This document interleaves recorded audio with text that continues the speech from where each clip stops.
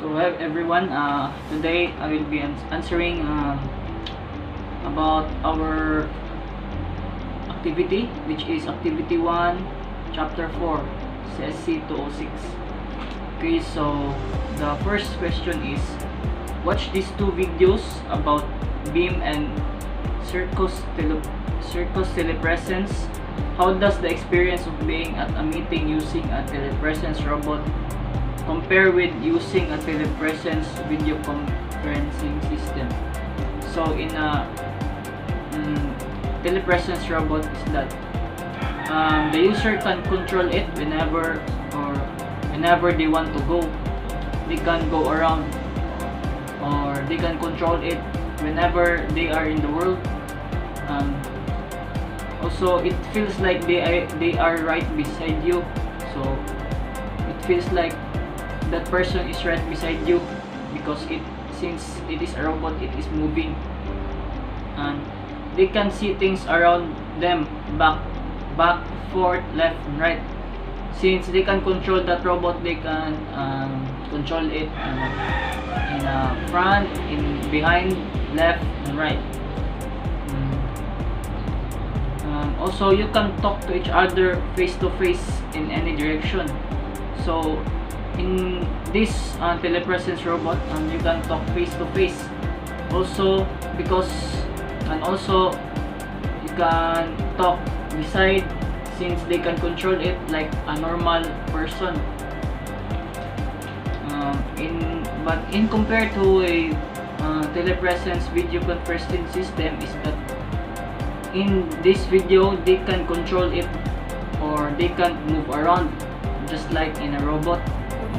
It is in a fixed place position that they can see behind them or beside them. Since it is in a fixed place, they can control this video conferencing system to see what is behind them. Also, it can zoom in or out. Number 2, how do you start and end a conversation when talking on a phone and chatting online? So in a phone, when you start a conversation, that it will start with greetings like how are you, hi, hello, kumusta. Also it ends with take care, God bless, just like that. In chat, sometimes it starts with like there are no greetings, and sometimes it is the same thing to a phone. Sometimes they are no greetings, or with greetings like hi, kumusta, just like that. So, and also in chat it ends the same thing to a phone. For example, take care, God bless. So it is the same thing. So the third question, how do people repair breakdowns in conversations when using a phone or email? So in a phone, they will usually say about their connection or signal, whether if it is strong or weak, also by talking loud and clear, so each one of them can understand better. So that's it. When they repair breakdowns, they usually say if their connection or signal is weak or strong, or their connection can handle this type of communication. Also in a phone, apologizing to them, telling what is the problem. So in repair breakdowns to a phone, you can apologize to them, telling them what is the problem, like that. So in an email, you can tell them to check if they already received the message or email, to tell them to refresh their website if it is working properly, because sometimes websites do not work properly as they should. So by telling them to refresh it, sometimes it can fix the problem. Also to check about the internet connection, if it is also working or not. Also about the internet connection, whether if it is strong or weak. That. So number 4, how do you represent yourself online? What image and names do you use? So I represent myself online. I will use myself or my face as a profile picture and use my real name so that if I have a friend that wanted to communicate with me online, they can easily search my name and will see my profile picture and to recognize me easily. That's true because I will use my face and my real name so that if I have relatives that wanted to communicate with me or friends, they can easily search me, and when they search my name, they can easily look onto my profile picture whether if it is me. So, and also having real profile pictures and real names is important. Number 5. What would you expect the most retweeted selfie to be? Why do we send so many selfies? For me, the most retweeted selfie to be is the fierce or the serious one, because you can show them about your beauty even if you are not smiling. So a lot of people, also my friends, doing this fierce thing or the selfie that they are not smiling or they are looking onto the camera seriously, because they can express themselves in a serious matter. Also, to tell them that why do we send so many selfies? We send so many selfies is, number 1 is to tell them that we are enjoying, or to tell them about what we are doing, and also for their compliment about you or your selfie. So you send selfies to your friends, relatives, girlfriend, because so to tell them that you are enjoying.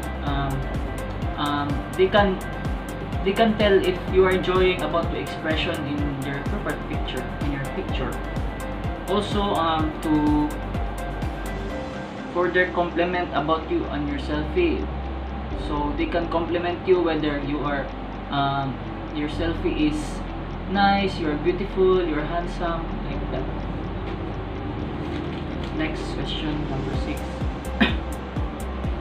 What do you think happens when one person in a close-knit team does not see or hear something, or misunderstands what has been said, when the other in the group assume that that person has seen, heard, or understood what has been said? Okay, so when this happens, miscommunications will occur, because if the team understands the message and the one did not, then there's a miscommunication there. And also this can also lead the team to lose or fail to a certain task that they will perform. So for example, in a basketball, when one person in a team did not understand what to do in what they will play, or what in the court, there's a possibility that they will lose or fail in the game, because one did not understand the rules, or what the coach is saying to the team. And also they can perform properly because of miscommunication. Just like in a basketball team, they can perform well, or they can perform properly because of miscommunication or misunderstanding. So last question is, make a generalization on how social interaction affects our day-to-day activities. So social interaction is very important because it is the most important thing that a person can do in order to socialize with others. So it is very important since we as a person need to socialize with others in order to interact with them. Also,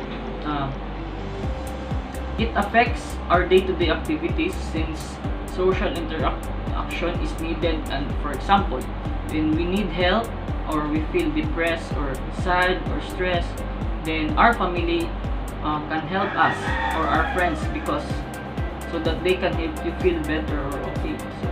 So social interaction affects our day-to-day activities. For example, when we are lonely, sad, our family or our friends can help us feel better through social interaction. That's why it affects our day-to-day activities. Another answer is they can feel us better and proud. We can share ideas with them and vice versa. So social interaction, for example, sharing ideas to them and them sharing ideas to you. You can help each other. Give ideas or tell them what your situation is or what you are doing. So last answer is it is very important since it is very commonly or widely used around the world, or the first important thing that people or animals do. So social interaction is very important, not just for humans but also for animals, since everything that lives in this world communicates. And for example, by the use of social media, so social media is very it is widely used around the world. So thank you for watching my vlog about answering the CSC 206 Activity 1 Chapter 4. Thank you for watching and see you next time.